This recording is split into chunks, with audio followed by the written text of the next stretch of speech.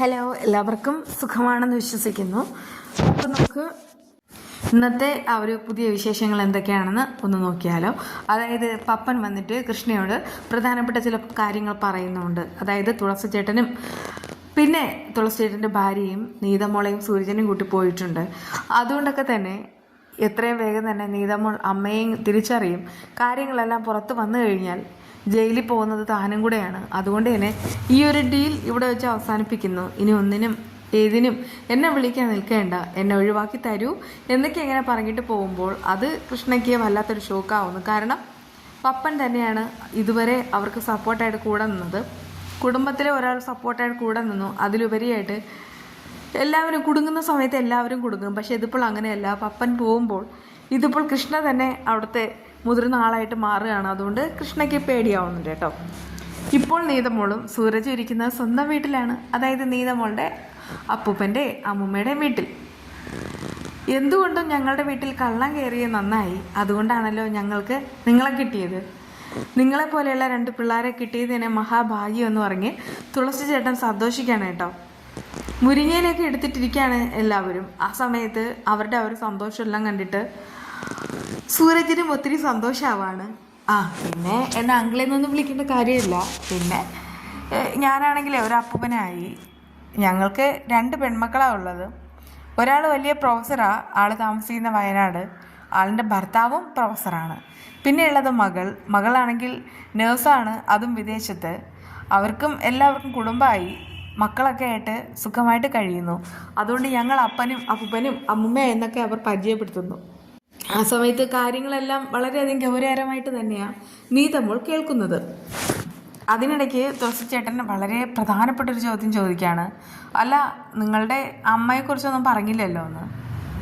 അമ്മയില്ലാത്ത നീതമോൾ പെട്ടെന്ന് സൂരജിൻ്റെ മുഖത്തേക്ക് നോക്കുന്നു. സത്യത്തിൽ അവൾക്കും ഈ ജയഗീത എന്ന് പറയുന്നത് അമ്മ തന്നെയാണ്. അതുകൊണ്ട് തന്നെ അവൾ വേറൊന്നും ചിന്തിക്കാതെ അമ്മയെക്കുറിച്ച് പറയാണ്, അതും ഈ ജയഗീതയെക്കുറിച്ച്. ആ സമയത്ത് തന്നെ സൂരജും പറയുന്നുണ്ട്, അതെ, അമ്മയാണെങ്കിൽ ഹൗസ് വൈഫാണ്, ഇപ്പോൾ വേറൊന്നും ചെയ്യുന്നില്ല. പിന്നെ ഇനിയിപ്പോൾ നിങ്ങൾ പോകുമ്പോൾ ഞങ്ങൾക്ക് സങ്കടമാവും. നിങ്ങളോട് സംസാരിച്ചിരിക്കാം പറ്റിയതിന് വലിയ സമാധാനവും സന്തോഷമുണ്ട്. ഇവിടെ സഹായത്തിന് നിൽക്കുന്നത് ഇവളുടെ അനുജത്തിൻ്റെ മകളാന്നൊക്കെ തുളസി ചേട്ടൻ പറയുന്നുമുണ്ട്. ഒരു കാര്യം ചെയ്യാം, നമുക്ക് അങ്ങോട്ടും ഇങ്ങോട്ടും നമ്പർ എക്സ്ചേഞ്ച് ചെയ്യാം. അങ്ങനെയാണെങ്കിൽ എന്തെങ്കിലും അത്യാവശ്യം വരെ വിളിക്കാമല്ലോ, അല്ലെങ്കിൽ എന്തിനെങ്കിലുമൊക്കെ അങ്ങോട്ടും ഇങ്ങോട്ടും വിളിക്കാമെന്നൊക്കെ അവർ ഒരു തീരുമാനത്തിലെത്തുകയാണ്. ആ സമയത്ത് നീതമോൾ പറയുന്നുണ്ട്, ഒരു കാര്യം ചെയ്യൂ, അമ്മമ്മ നമ്പർ പറഞ്ഞേക്ക്, ഞാൻ തന്നെ എൻ്റെ ഫോണിലേക്ക് സേവ് ചെയ്യാം, അതാ നല്ലത്. അങ്ങനെ അവരാണെങ്കിൽ നമ്പർ പറഞ്ഞു കൊടുക്കുന്നു. നീതമോൾ അതുപോലെ തന്നെ ഫോണിൽ സേവ് ചെയ്യുകയും ചെയ്യുന്നു. അമ്മയെന്നോ സേവ് ചെയ്യേണ്ടതെന്ന് നമ്മൾ ചോദിക്കുന്നു.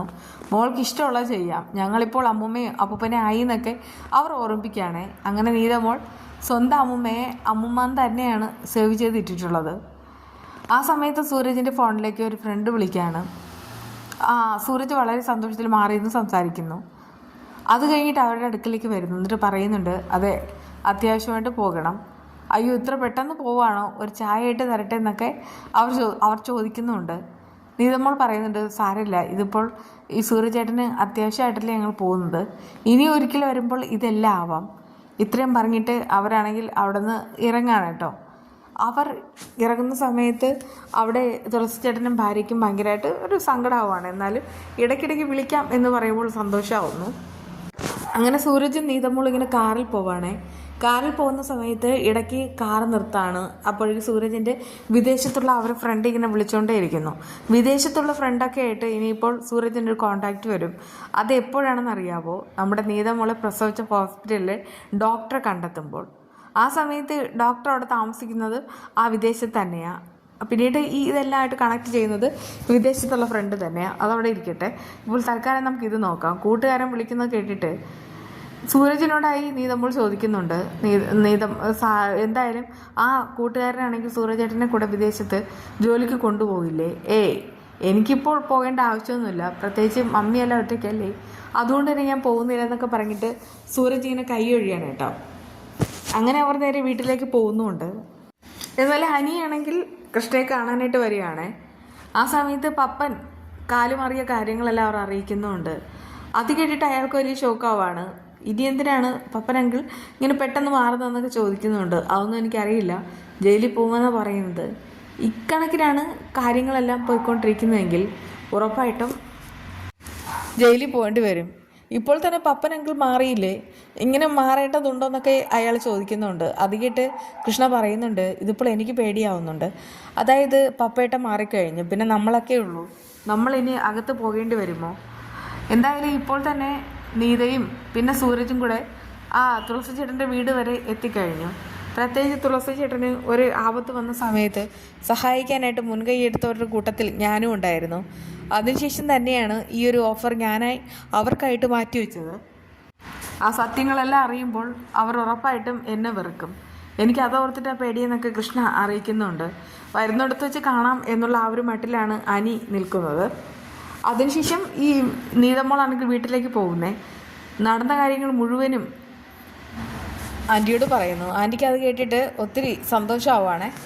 ആ സമയത്ത് ഹേമലത പറയുന്നുണ്ട്, അതെ അവർക്ക് മക്കളുണ്ടോ? അപ്പോഴേക്കും നീതമ്മോൾ അവർ പറഞ്ഞ കാര്യങ്ങളെല്ലാം അറിയിക്കുന്നുമുണ്ട്.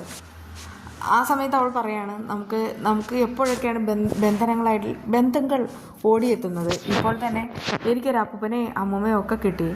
ആദ്യമായിട്ട് ഹേമലത പറയാണ്, അവർക്കാണെങ്കിൽ കൊച്ചുമക്കളുണ്ടെന്നൊക്കെ പറഞ്ഞ സമയത്ത് നിനക്ക് വലിയ സങ്കടമായി കാണും. അതുകൊണ്ട് തന്നെ വെറും അപരിചിതരായ അവരെ അപ്പൂപ്പാന്നും അമ്മൂമ്മ എന്നൊക്കെ വിളിക്കേണ്ട കാര്യമുണ്ടോ? അത് കേട്ട് നീ നമ്മൾ പറയുന്നുണ്ട്, വേണ്ട കൂടുതലൊന്നും പറയണ്ട, നോക്കിക്കോ, ഇനി അവർ വിളിക്കുമ്പോൾ ഞാൻ സംസാരിക്കുകയും ചെയ്യും. പറഞ്ഞ് നാവെടുത്തില്ല, അതേ വിളിക്കുന്നു ഈ മീനാക്ഷിയുടെ അമ്മ. എന്നിട്ട് അവർക്ക് എപ്പോഴാണ് വണ്ടി വന്നത്, ലേറ്റായെന്നൊക്കെ ഉള്ള കാര്യങ്ങൾ ഇങ്ങനെ ചോദിക്കുകയാണ്. ആ സമയത്ത് ലേറ്റായില്ല എന്നൊക്കെ ഇങ്ങനെ ഈ നീതമ്മോൾ മറുപടി പറയുന്നു. അതിനുശേഷം നമുക്ക് അറിയാൻ പറ്റാത്ത ചില കാര്യങ്ങളാണ്. അത് സ്വാഭാവികമായിട്ട് വീട്ടിൽ പോയിട്ട് എന്ത് കഴിച്ചാൽ അങ്ങനെയുള്ളതൊക്കെ ആയിരിക്കണം. അതുമാത്രമല്ല, ഇനിയും വീട്ടിലേക്ക് വരണമെന്ന് ക്ഷണിച്ചതായിരിക്കണം. അതൊക്കെ ഹൈഡായിട്ടാണ് പറയുന്നത്. ഇടയ്ക്ക് അമ്മയുടെ കയ്യിലേക്ക് ഫോൺ കൊടുക്കാൻ പറയുമ്പോൾ അവൾ ഫോൺ എടുത്ത് ഹേമലതയുടെ കയ്യിലേക്ക് കൊടുക്കുകയാണ്. ഹേമലത ഹലോ എന്നൊക്കെ പറയുന്നു. വെറുതെ വിളിച്ചതാ, സുഖമാണോ എന്ന് ചോദിക്കുമ്പോൾ അതേ സുഖം, അതെ ഞാൻ മോളുടെ കയ്യിൽ ഫോൺ കൊടുക്കാമെന്ന് പറഞ്ഞിട്ട് വീണ്ടും കൈമാറുന്നുണ്ട്. എന്നാൽ സൂരജാണെങ്കിൽ ഫോണിലാണെങ്കിൽ ഫുട്ബോളെല്ലാം കണ്ടുകൊണ്ടിരിക്കുകയാണ്. അപ്പോഴേക്കും ജയഗീത വരുന്നു. ആ സമയത്ത് നീതമോളെയും കൂട്ടി ആ വീട്ടിലേക്ക് പോയ കാര്യങ്ങളൊക്കെ അറിയിക്കുന്നുമുണ്ട്. നീതമോളുടെ മനസ്സിൽ ഇപ്പോഴും അമ്മ തന്നെയാണ്. അതുമാത്രമേ ഉള്ളൂ. എന്തായാലും അവൾക്ക് അവളുടെ അമ്മയെ കണ്ടെത്തണം എന്നൊക്കെ പറയുന്ന സമയത്ത് ഞാനും ഉറപ്പായിട്ട് കണ്ടെത്താം മമ്മി, അതിൻ്റെതായ രീതിയിൽ തന്നെ കാര്യങ്ങൾ മുന്നോട്ട് കൊണ്ടുപോയിക്കൊണ്ടിരിക്കുന്നു എന്നൊക്കെ സൂരജ് ഇങ്ങനെ വാക്ക് കൊടുക്കുകയാണേ. നീതമോൾ രാത്രി ഉറങ്ങാൻ നേരത്ത് ആരോ വന്ന് മോളേന്ന് വിളിച്ചതായിട്ട് തോന്നുന്നുണ്ട്. അവൾക്ക് ആ സമയത്ത് അവളുടെ അമ്മയെ ഫീൽ ചെയ്യാണ്. പിറ്റേന്ന് രാവിലെ കാര്യങ്ങളെല്ലാം ഹേമലതയോട് പറയുമ്പോൾ ഹേമലത പറയുന്നുണ്ട് മറ്റെന്തെങ്കിലും ഫോക്കസ് ചെയ്തുകൂടെയെന്ന്. അത് കേട്ട് അവൾ പറയുന്നുണ്ട്, ഇല്ല എനിക്ക് എൻ്റെ അമ്മയെ കണ്ടെത്തണം എന്നൊക്കെ പറഞ്ഞിട്ട് നിൽക്കുകയാണ് കേട്ടോ. കുറേ കാലമായിട്ട് അമ്മയെ കണ്ടെത്തുമെന്ന് പറയുന്നു. എത്രയും വേഗം തന്നെ കണ്ടെത്തട്ടെ എന്ന് നമ്മളും ആശംസിക്കുന്നു. എന്നാൽ ഈ ബാക്കിലുള്ളത് ഈ കൊഞ്ച് ഫ്രൈ ചെയ്തതാണ് കേട്ടോ. കൊഞ്ച് ഫ്രൈ ചെയ്യുമ്പോൾ അതിൽ നിന്ന് ഊറി വരുന്ന അരപ്പുണ്ടല്ലോ, അതാണെങ്കിൽ നന്നായിട്ടെടുത്ത് ആ മീനിൽ തന്നെ തേച്ച് കൊടുക്കുക.